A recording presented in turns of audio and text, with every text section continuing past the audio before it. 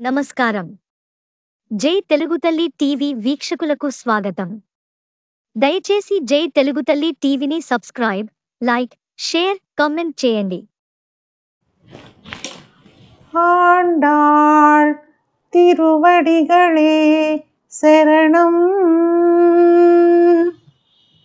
ఈరోజు మనం 26వ పాసురం పారాయణ చేసుకొని అర్థ విశేషాలు తెలుసుకుందాం. మాలే மணிவண்ணா மார்கழி நீராடுவான் மேலையார் செய்வனகள் வேண்டுவன கேட்டியேல் ஞாலத்தை எல்லாம் நடுங்கா முரல்வன பாலன்ன வண்ணத்து உன் பாஞ்ச சென்னியமே போல்வன செங்கங்கள் போய் பாடுடையனவே சால பெரும் பறையே பல்லாண்டி சைப்பாரே கோல விளக்கே கொடியே விதானமே ஆதி நிலையாய் அருள் ஏலோ రెంబావాయ్. ఈ పాసురంలో స్వామివారిని వీళ్ళు నిన్న స్వామివారి యొక్క అవతార రహస్యం గురించి జ్ఞానం వచ్చింది, వీళ్ళకి చెప్పారు. ఆండాళ్ తల్లి మనందరికీ చెప్పింది అవతార రహస్య జ్ఞానం గురించి. వీళ్ళన్నారు, ఆశ్రితుడంటే భక్తుడంటే చాలా వ్యామోహం ఉన్నటువంటి స్వామి ఇంద్రనీల మాణిక్యవర్ణుడా మార్గశిర మాసమందు స్నానవ్రతం ఆచరించదలిచి మేము వచ్చాము అని చెప్పారు. అప్పుడు స్వామివారు ఏమన్నారంటే, పరమాత్మ మీరు ఈ మార్గశిర స్నానవ్రతాన్ని ఇంతకుముందు ఎవరన్నా ఆచరించారా, మీరే మొదలు పెడుతున్నారా, వేదంలో చెప్పబడి ఉందా అని అడిగాడు. స్వామివారు పరమాత్మ ఎప్పుడూ కూడాను వేదంలో చెప్పిన దాని ప్రకారమే ఆచరిస్తారు ఆయన. అందుకని వీళ్ళని అడగంగానే వీళ్ళన్నారు, స్వామి మా పెద్దవాళ్ళు ఈ వ్రతం ఆచరించారు కాబట్టి మేము ఈ వ్రతం ఆచరిస్తున్నాము అని చెప్పారు. అప్పుడు స్వామి వీళ్ళని చూస్తూ ఏమనుకున్నాడంటే, వీళ్ళు చిన్నపిల్లలు పాపం, వీళ్ళకి వరాలు ఇచ్చేద్దాము, పరై అనే వాయిద్యం ఎలాగో ఇద్దామనుకున్నాడు కదా, పరై కాకుండా మీకు ఇంకేమన్నా కావాలా చెప్పండి, ఇప్పుడు మళ్ళీ కోరిక తీరుస్తాను అని చెప్పి అడిగాడు అనమాట. అడిగితే వీళ్ళన్నారు, మొదట్లో స్వామివారు లేచినప్పుడు, పరమాత్మ నిద్ర లేచినప్పుడు అప్పుడు వెంటనే మీ కోరిక తీరుస్తాను అని చెప్పాడు. అప్పుడు వీళ్ళన్నారు, వద్దు స్వామి, నువ్వు నడిచిరా, ముందు ఇప్పుడే కోరికలు తీర్చొద్దు, నడిచిరా, మంచిగా సింహంలాగా, గజంలాగా, వృషభంలాగా, పులిలాగా అలా చతుర్గతి నడకలు నడిచి అంత సౌందర్యంగా నడిచి వచ్చి నువ్వు పెద్ద సింహాసనం మీద కూర్చో, అప్పుడు మేము చెప్తామన్నారు. సరే, ఆయన నడిచి వచ్చాడు, సింహాసనం మీద కూర్చున్నాడు. కూర్చుంటే అప్పుడు మళ్ళీ అడిగాడు, మీ కోరిక తీరుస్తానరా అనేసి. అంటే వీళ్ళన్నారు, కాదు స్వామి, నీకు మంగళాశాసనం చేస్తాం. ముందు మంగళాశాసనం చేసి మంగళగీతాలన్నీ ఆలపించారు. తర్వాత ఆయన అన్నాడు, మళ్ళీ మీ కోరిక తీరుస్తానరా అన్నాడు. కాదు వీళ్ళు అనుకున్నారు, వీళ్ళు మాట్లాడుతూ ఉన్నారు. వీళ్ళు ఏమన్నారంటే, మీ అవతార రహస్యం మాకు తెలిసిపోయింది, నువ్వు చాలా ప్రేమ ఉన్నవాడివి, చాలా వ్యామోహం ఉన్నవాడివి, వెర్రి వ్యామోహం ఉన్నవాడివి, మామూలు వ్యామోహం కూడా కాదు. మమ్మల్ని వదిలిపెట్టి నువ్వు ఉండలేవు, నువ్వు ఎప్పుడూ కూడా మా సాన్నిధ్యాన్ని నువ్వు కోరుతూ ఉంటావు. మేమనుకున్నాము ఇంతకు ముందంతా కూడాను మాకే భగవంతుడంటే ప్రేమ, భగవంతుడి కోసం మనం పరితపిస్తూ వ్రతాలు, పూజలు, నోములు ఇవన్నీ చేస్తూ ఉన్నాం కదా అనుకున్నాము. కానీ నీ తత్వం మాకు తెలిసిపోయింది, రాను నీ తత్వం మాకు తెలిసిపోయింది, నువ్వు మమ్మల్ని వదిలిపెట్టలేని వాడివి. జీవాత్మకి పరమాత్మకి 9 రకాలైనటువంటి సంబంధం ఉంటుంది అని చెప్పి ఆండాళ్ తల్లి చెప్పింది. సరే, ఆయన చక్కగా కూర్చొని వీరాసనంలో కూర్చొని ఆయన ఈరోజు అడిగాడు అనమాట, ఏంటి మీ వరాలు ఇంకేమన్నా ఉంటే మీకు తీరుస్తాను. ఆయన ఏమనుకున్నాడు, వీళ్ళు చిన్నపిల్లలు పాపం, గొర్రెల పిల్లలు, వీళ్ళు పాలు వెన్న అమ్ముకుంటూ పాలు తీసుకుంటూ గో సంరక్షణ చేస్తూ ఉండేటటువంటి వాళ్ళు, చిన్నపిల్లలు కదా, వీళ్ళకంత శాస్త్ర జ్ఞానము ఏమీ లేదు. ఏం తెలుస్తుంది వీళ్ళకి, వీళ్ళు కాశీలోనో ఉజ్జయినిలోనో చదువుకున్నారా, లేదు కదా, వేదాంగాలు ఏమన్నా చదువుకున్నారా, లేదు కదా, పాపం వీళ్ళు పశుపోషణ చేసుకునే పిల్లలు అని స్వామి అన్నాడు. ఏదో సామాన్యమైన కోరికలే ఉంటాయి వీళ్ళకి, అవి తీర్చేద్దాం కదా అనుకున్నాను. వీళ్ళు చాలా తెలివైన వాళ్ళండి. మన ఆండాళ్ళు తల్లి ఉపనిషత్ సారాన్నంతా కూడా అవపోసన పట్టినటువంటి తల్లి కదా, మనం మొదటి నుంచి చూస్తున్నాం. మొదటి పాసురం దగ్గర నుంచి కూడా ఆమె ఉపనిషత్ సారమే చెప్తూ వచ్చింది. ఇప్పుడు స్వామివారికి చెప్తుంది, సరే నువ్వు తీరుస్తాను కోరికలు తీరుస్తాను అంటున్నావు కదా, మేము కోరుకుంటాం, కోరుకున్నవి ఇవ్వాలి. సరే, స్వామి కూడా అలా కూర్చున్నాడు, మధురంగా మాట్లాడుతున్నారు. వీళ్ళు ఆడపిల్లలందరూ చుట్టూ చేరి మధురంగా మాట్లాడుతున్నారు. వాళ్ళని చూసి స్వామి కూడా మురిసిపోతూ ఆయన కూడా వరాలు ఇచ్చేద్దాము అన్నట్లుగా అనుగ్రహంతో కూర్చొని ఉన్నాడనమాట. వీళ్ళు అడిగారు, మాకేం కావాలో మేము చెప్తాం వరుసగా, విను స్వామి అని చెప్పి వీళ్ళన్నారు, పెద్ద పరై అనే వాయిద్యం కావాలి, అది మొదటిది.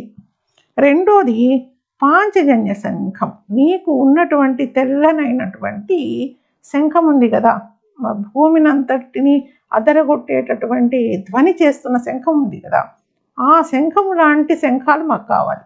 ఒకటి కాదు, రెండు కాదు, అందరికీ కావాలి. ఇక్కడ ఎంతమంది గోపికలు ఉన్నారండి? అందరూ 5 లక్షల మంది గోపికలు ఉన్నారు. 5 లక్షల మందికి 5 లక్షల శంఖాలు కావాలి. మొదటి కోరికే చాలా గొప్పది కోరుకున్నారు. పాంచజన్యం అంటే ఏంటంటే ఆశ్రితులకి రక్షణనిచ్చేది. ఆ ధ్వని వినపడడంతో భక్తులు ఆశ్రితులు అనుకుంటారు, ఆహా, స్వామి కంటే ముందు స్వామి శంఖం వినిపిస్తోంది.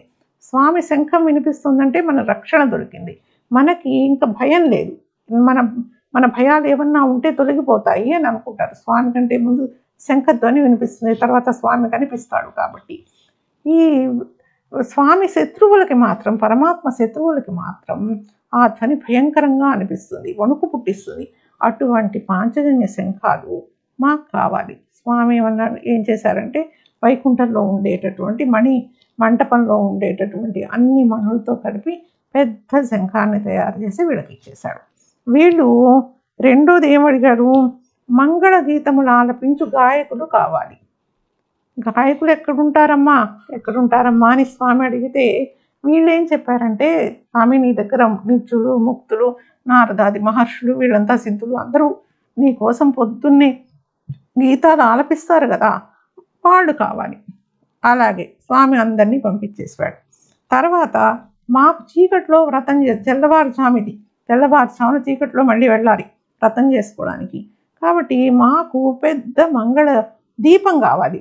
అది ఎక్కడుందా అని స్వామి కూడా ఆలోచిస్తుంటే, స్వామి లక్ష్మీదేవి ఉంది కదా నీ పక్కన, ఆవిడ కంటే వెలిగిపోయే తల్లి ఎవరున్నారు, ఆవిడ కంటే ప్రకాశవంతమైన దీపం ఎక్కడుంది, కాబట్టి ఆవిడ్ని పంపించేసే స్వామి.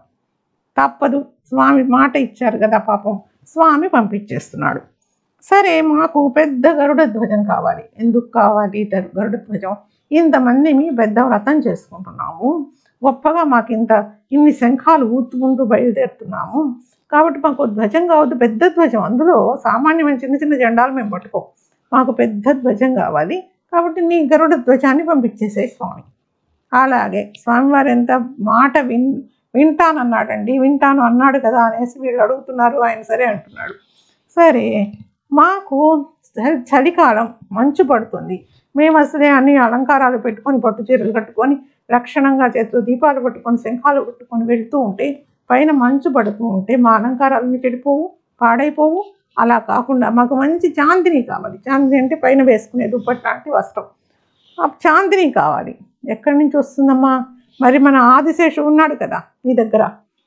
స్వామి సరే, ఆదిశేషువును కూడా ఆయన ఛత్రంగా, ఆయన ఆసనంగా, ఆయన శయ్యగా ఉపయోగించే ఆదిశేషువుని కూడా పంపించి వేశారన్నమాట. స్వామి ఇవన్నీ దుర్లభమైనవి కదమ్మా అని అన్నాడు స్వామి. అంటే వీళ్ళన్నారు, స్వామి నువ్వు అన్నీ ఇవ్వగలిగినవే మేము అడిగాము, ఇవ్వలేనివి ఎందుకు అడుగుతాము? నువ్వు లోకాలన్నిటినీ కూడా బొజ్జలో పెట్టుకొని ప్రళయకాలంలో ఆ మర్రి ఆకు మీద, లేత మర్రి ఆకు మీద పడుకొని నువ్వు బొటనవేలు నోట్లో పెట్టుకొని చీపుతూ ఉంటావు కదా, అటువంటి లీలామానుష విగ్రహానివి నువ్వు, నీకు ఘటనాఘటన సమర్థుడివి నువ్వు, నీకు అసాధ్యమైనది ఉంటుందా స్వామి? తండ్రి నీ కృపే ఈ జగతికి ఆధారము, నువ్వు కృప చూపవయ్యా అని చెప్పి వీళ్ళు ప్రార్థించారు. ఇక్కడ ఉన్న విశేషం ఏంటంటే, పారై అనే వాయిద్యం ఉంది, అది ఢమ ఢమ ఢమ కొట్టుకుంటూ వెళ్తారు. అది నమః నమః నమః అనేదనమాట. నమః అంటే త్యాగానికి, శుద్ధిని కలిగించేసేది నమః. మన త్యాగము శుద్ధిని కలిగింపచేస్తుంది అనమాట. మనదేమీ లేదు అనే భావాన్ని, అలాగే మన మనసులో ఉండే కల్మషాలన్నిటిని తొలగించి వేస్తుంది. అలాగే తెల్లని పాంచజన్య శంఖము అంటే అది వేదసారమైనటువంటి ప్రణవం. ప్రణము వేదసారమైంది. అన్ని శబ్దాలకి మూలమైనటువంటిది ప్రణవం. గాయకులు అంటే మంగళగోష్ఠి, భాగవతోత్తములు, ఆళ్వారులు, ఆచార్యులు, ఋషులు, సిద్ధులు, యోగులు, మునులు వీళ్ళందరూ కూడా మా ముందు ఉండాలి అని చెప్పి అమ్మవారు కోరుకుంటోంది. అలాగే నిత్య మంగళ దీపం తల్లి లక్ష్మీదేవి. లక్ష్మీదేవి సంపదకు చిహ్నం. ఆమె శ్రీకారం, శుభంకరి, శుభాల్ని కలగజేస్తుంది. ఆమె సంపద అంటే ఏమిటో 2వ పాసురంలోనే ఆండాళ్ళ తల్లి చెప్పేసింది. సంపద అంటే స్వామి పరమాత్మ సన్నిధిలో ఉండే కోరికే సంపద. అటువంటి వాళ్ళంతా రండి, భూమి మీద ఉండే వాళ్ళంతా రండి, సంపద ఉన్న వాళ్ళంతా రండి అని మనకి 1-2 పాసురాల్లోనే ఆండాళ్ళ తల్లి చెప్పింది కదా. సంపదకు మూల రూపము తల్లి లక్ష్మీదేవి. ఆమె ఎప్పుడూ కూడా ఆ పరమాత్మని వదిలిపెట్టదు. ఆయన వక్షస్థలంలో ఉంటుంది. ఆయన పాదసేవనం చేసుకుంటూ ఉంటుంది. నిత్యము ఆయన వదిలిపెట్టకుండా ఉండేటటువంటి మంగళ స్వరూపాన్ని వీళ్ళు అడుగుతున్నారు. అలాగే జెండా గరుత్మంతుడు వేద ప్రతిరూపం, వేదానికి రూపం ఆయన. అందుకని ఆయన వేదనాదం కాబట్టి ఆయన గరుత్మంతుడిని అడుగుతున్నారు. అలాగే చాందిని ఆదిశేషువు అంటేనే సేవ, స్వార్థం లేనటువంటి సేవ. మనకి రామాయణంలో అర్థమవుతుంది. స్వామి శ్రీరామచంద్రుడికి లక్ష్మణుల వారు ఎంత సేవ చేస్తారంటే అనుక్షణం పక్కనే ఉంటారు. అనుక్షణం పక్కనే ఉండి రాముడిని కనిపెట్టుకొని, శ్రీరామచంద్రుడిని కనిపెట్టుకొని, పరమాత్మను కనిపెట్టుకొని సేవ చేస్తూ ఉంటారు. కాబట్టి స్వార్థం లేని సేవ అనేది ఈ సేవకు ప్రతిరూపం ఆదిశేషువు. వీళ్ళు ఇవన్నీ కూడా అడిగారనమాట. అంటే ఏంటంటే సారూప్య మోక్షమును వీళ్ళు కోరుకుంటున్నారు. ఈ 6 వస్తువులను మాకు ఇవ్వు స్వామి, నీ కృపే మాకు ఆధారం, మీ అనుగ్రహమే మాకు ఆధారం అంటే స్వామి నవ్వుతూ కూడా వాళ్ళకి అనుగ్రహించాడు. ఎందుకంటే వీళ్ళు భక్తులు, వీళ్ళు స్వామి హృదయంలో నివసించేవాళ్ళు. వీళ్ళ కోసం స్వామి వచ్చి పరమాత్మ వైకుంఠాన్ని వదిలిపెట్టి వచ్చి ఇక్కడ గొల్లపల్లిలో వీళ్ళతో పాటు ఆడుకుంటానికి వచ్చాడనమాట. ఇటువంటి స్వామి అనుగ్రహాన్ని కురిపిస్తూ ఉన్నాడు ఈ పాసురంలో. రేపు పాసురం 27వ పాసురం రేపు పారాయణ చేసుకొని విశేషార్థాలు తెలుసుకుందాము. ఆండాళ్ తిరువడిగళే శరణం. నమస్కారం. జై తెలుగు తల్లి టీవీ వీక్షకులకు స్వాగతం.